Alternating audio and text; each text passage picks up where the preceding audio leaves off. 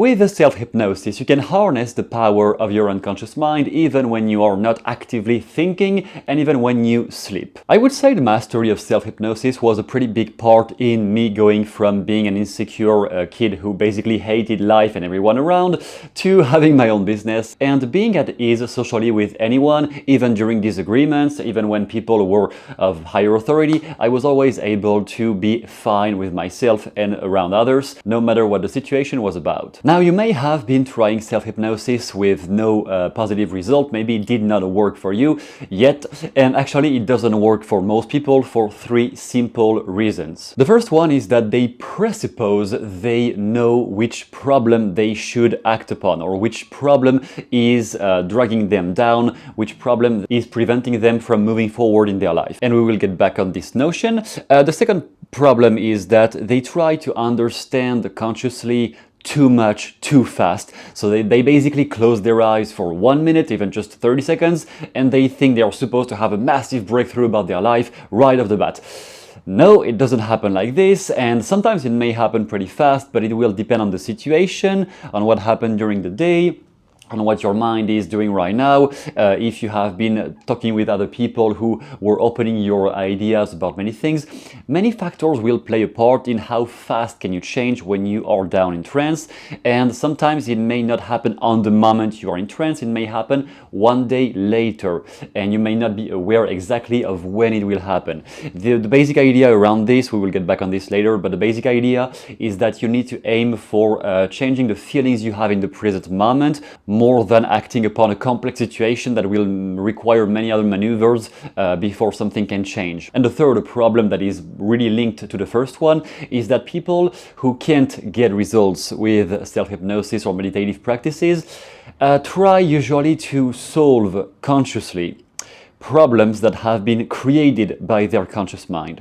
If you pause and look at this graph for a minute, you can see the outside part of the iceberg is usually the decisions we set consciously about our lives. Oh, I should lose weight right now. I should get into this job, this career, because it is the right thing to do for me, because whatever. It is all of those are most of the time conscious reasons, unless you have a random idea popping up when you are in the shower or relaxed in some way.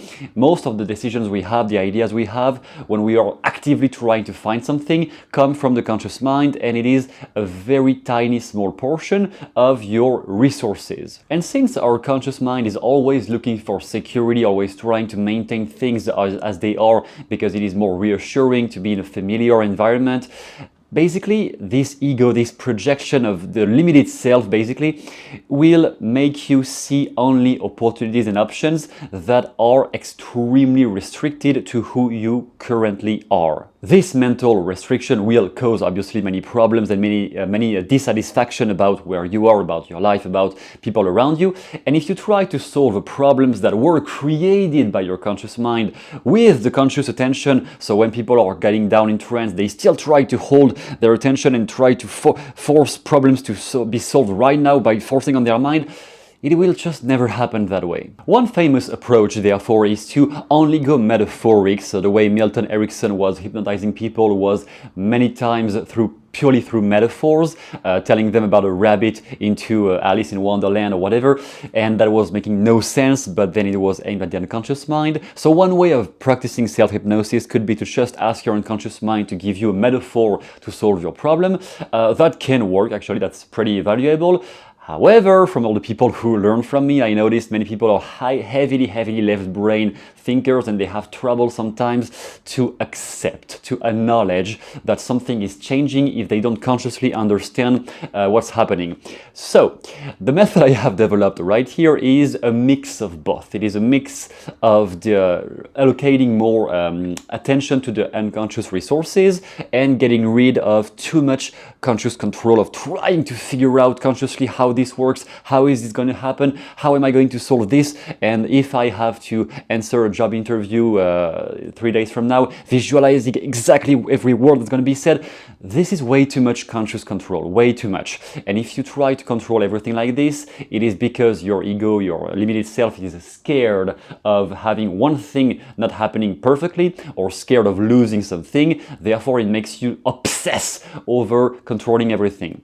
But this obsession of control will will just give birth to more problems that will equally need an obsession of control to be solved endlessly, and on and on. It's never going to end. So the way I have applied this is by, for example, personifying my unconscious mind, or giving to myself, asking my unconscious mind to provide a representation of me, dissociated. So it's like I am talking to myself, but in a dissociated way. And the representation I'm going to get from myself is something metaphoric. Therefore, it may appear as an animal, it may appear as a video game character, anything. And the point is to not try to argue with what does that mean. Whatever it means, we don't care. It is what your mind is popping up right now, whatever. So this is a process you can play with the hypnotic track I have included down below in the description. It is something that was part of a very old program I had launched long ago, and that was the initial track to get your mind down, to teach yourself to get your mind down and set up a trance and core with the word relax, but with the whole context around of when you close your eyes, etc. You can use that track if that helps you to really get down. And the point is that once you have been getting down one time or 2 or 3 times with this track, or if you are already used to do that by yourself, then you can just put yourself in a trance with whatever method you have at your disposal and apply the process I'm going to give you right now. As I said, once you are down in a trance, you are going to ask your unconscious mind, first of all, to provide a representation of yourself in front of you. So it may appear as a reflection of how you currently look right now. It may appear as something metaphoric, like an animal, like a statue, like a character from a movie, whatever it is. And even if it is just an object, not even alive, just a dead object, whatever it is, just don't argue. Let it appear the way it appears at first. It will be what you need to see right now. At this point, at this phase in your life, this is what you need to see. End of the story. Now, the mix between conscious understanding and unconscious resources that I have thought about, probably not the first one to think about this, but I have developed it on my own at least, it is to ask questions, but to ask questions as broad as possible and not try to presuppose you already know what your problem is right now, because you probably don't have full clarity about what you really need to act upon. Even if you think you do, usually you don't. So once you have let appear a representation of yourself that you are going to ask consciously questions to when you are down in trance, the first thing is going to ask, what are the things I have been doing really well lately? This is important to put yourself in the right, positive, receptive state, because we may all be trapped into endlessly problem solving in our lives, because this is how our mind works. We always try to find where the lack is. How can I solve this, the lack of this, the lack of that? This is the normal drive our mind is using on a day-to-day basis, but it is also implying a lot of pain. Therefore, we want to start by setting your mind in the right position, which is, what is it that I have been doing right? Because maybe you criticize yourself, or you blame yourself, or you are not satisfied with this, with that. But there are, no matter who you are and where you are at right now, there are things you are doing perfectly well. I know that.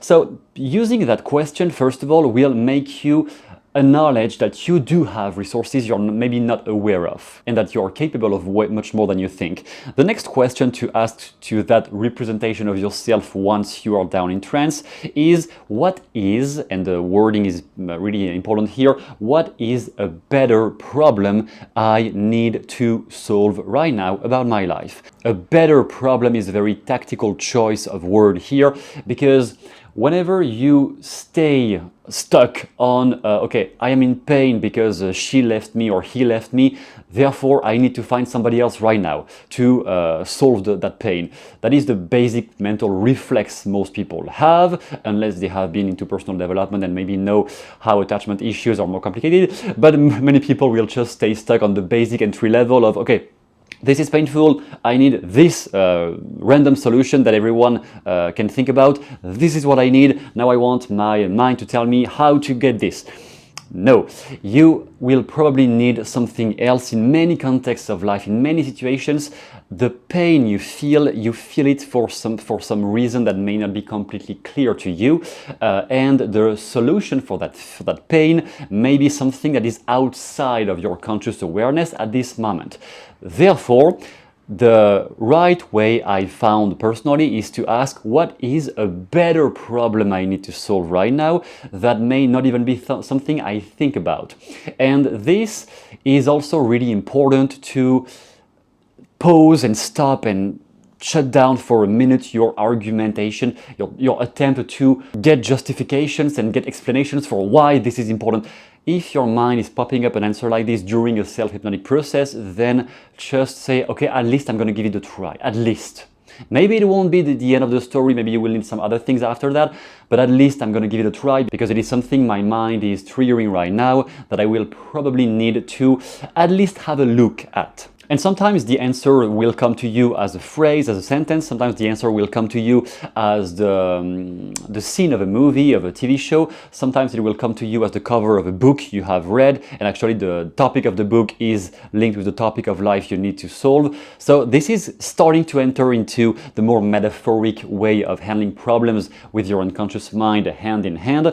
And therefore the next question is going this time to go fully into metaphoric, bypassing the critical factor concept. It is to ask again to you the representation of yourself, show me a movie or a path of how this will be solved easily.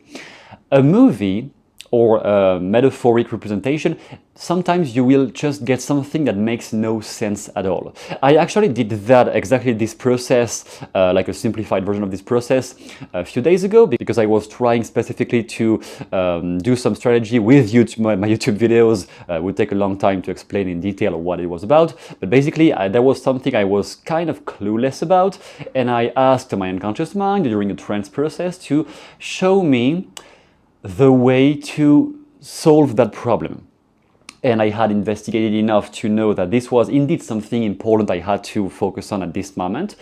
The movie I got in my head was a video game character of a video game I played when I was like 9 years old maybe, and I barely even remember that character, and I saw that character of the video game running across a river, like I think almost walking on the water or whatever, but running across a river and fighting enemies and whatever, and I was like, what the hell does that mean? Like this makes no sense at all. But I let it appear. I didn't resist the movie I was getting in my head. I just accepted, allowed it to happen.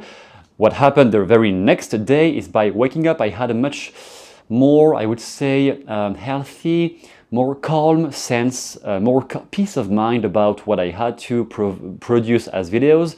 And basically the intuition I got after that was, well, stop focusing on the content, focus more on the quantity of videos. And there were a few more details about that, but that is an example that sometimes you get one representation like this in your mind when you are in trance, and that may make no sense at all, but it will make sense later if you let it happen, and if you don't try to force exactly, I want the answer right now.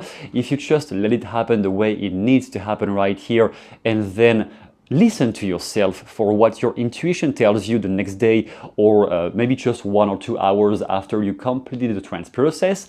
This is what will give you the best ideas and tools you need to solve whatever problem or issue you are facing right now. Then the last one, and this one is optional. I really definitely don't use it that often, but it is optional if you need. It is, give me a healthy time frame for this to happen. So quite often we are, I think, pretty bad at figuring out which time frame is relevant. You know, assessing yourself is pretty difficult for everyone, me included, because usually we either aim for too high or we settle with too low, with not enough. We settle with a mediocre life that we say, oh yeah, it's not bad. Actually, it's really pretty bad compared to what you really want to do. Or sometimes we aim for way too high, way too fast, because we have seen social media, people who apparently have the best time of their life, which is never really the case, but let's say they have the best time of their life, and we think, oh, I should get this right now. Assessing your potential and where you are at by yourself is pretty difficult, and assessing the right time frame by which you should acquire or get to that result is pretty tricky. Even worse, if you come from a sense of lack, you will have a desperation of acquiring something right now, which will create more conscious problems that will need more solutions that will be irrelevant, etc., as I have explained already. So you will basically ask, what is a time frame that I can focus on? So it may be 1 week, it may be 6 months, it may be, you may get the answer, just forget about time frames, focus on the moment. It can happen sometimes, or sometimes it may tell you, just 2 weeks from now it will be done. Okay, whatever. Same thing, the idea is to not resist in any way what the answer you get from your unconscious mind, from that wealth, that realm of unconscious resources. The least you resist that, the better your life will be. The idea, though, is to ask the right questions, and as I have enumerated in this video, the right questions, in my opinion, are the ones where you're not too specific. Because being too specific is usually coming from the conscious control of, okay, I know who I am, I know where I am, and I know I need this. Maybe not. Maybe sometimes you will be right, but maybe you're not right at all, and maybe you need something else you did not think about. So asking questions about your life directions is, I think, more relevant. And once you get an answer of a life directions, so, okay, Robert, you should, let's say the answer you get is, right now you have dealt with this and with that, it is pretty good job. Great, congratulations.